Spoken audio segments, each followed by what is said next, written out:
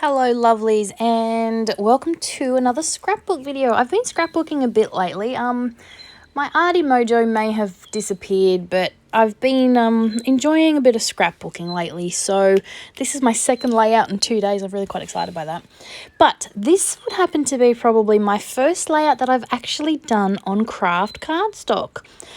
So I have some of this in my stash. I don't even know why or how long I've had it, but I thought I'd give it a go because I thought it just went with the photo and my plan for the photo. So like I said, my mixed media mojo's been missing a bit. So when I approach a mixed media scrapbook layout, I get a little bit, a little bit anxious, I guess you could say. I haven't been loving my mixed media layouts. So I think doing it on the craft really helped shake it up a bit, and I do love this layout, I really do. So I'm starting with the Cool Circles Stencil by Scrap Effects, and I decided to use some textured Crackle Paste. Now, I'm all about using up my stash, and even the thickers that I end up using on this this page, I'm sick of hoarding things because they don't get used, and then especially with my mediums, I love them so much. Oh, I need to save it for the perfect layout. The perfect layout doesn't exist, people. Use your things, because I've had a few of my mediums dry up. So I thought, you know what, let's use the Crackle Paste. And I'm actually looking at the layout now, and it's crackling beautifully. Like, it might not crackle straight away, but it will eventually, and it works really well for this layout. So this is sort of a grungy layout because this is a picture of my husband and son at his work one day. They were getting the scrap tires and putting them out the front to go on the scrap truck. So, of course, my son was filthy just like his father. And yeah, I like the circle theme for this one. So because of obviously the tire in the photo, you know, real brilliance there, I decided to use the Cool Circles stencil. It's a fantastic stencil. I love it. And I've just used the Crackle Paste through the stencil with a silicone, I want to say brush, but, you know, it's not really a brush.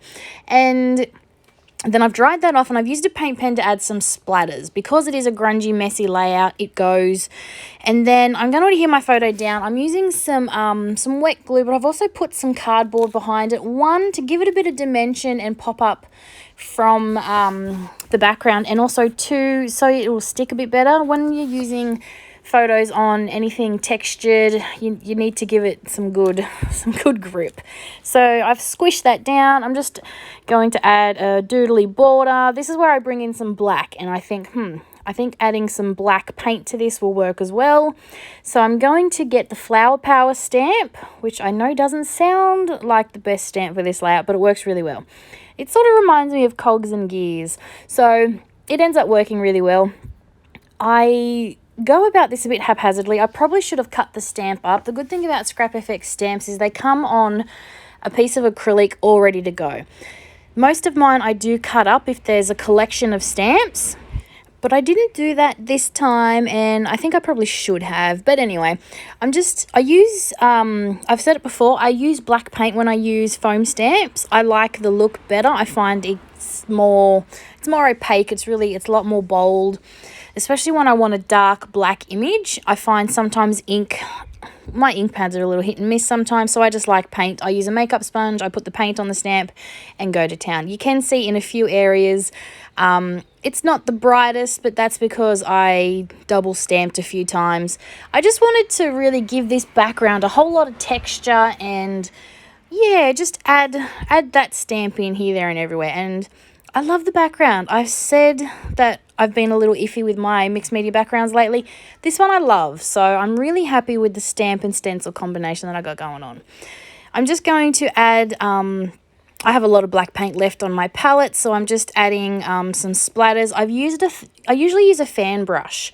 This gives me very fine splats. I wanted thicker ones, so I used a bigger paintbrush. It's still a small paintbrush, but it's a round tip, not a fan tip.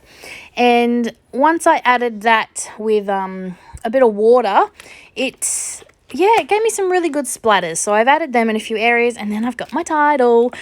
I'm excited by this. So I know I wanted to use black thickers, but with my black thickers, because I use them so often, I'm down to the bare minimums in some, so I had to open a brand new packet.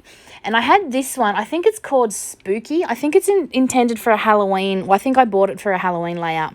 It just works out perfectly for this one though, so I really love the font and I just love it. So I've opened up a brand new packet. Oh, I need another packet of these, I think. And I'm just literally writing like father, like son, and that's going to work as my title. I do love how the letters are a mix of capitals and lowercase. I just love the look that gives, especially on like this father-son layout. I just love how it looks.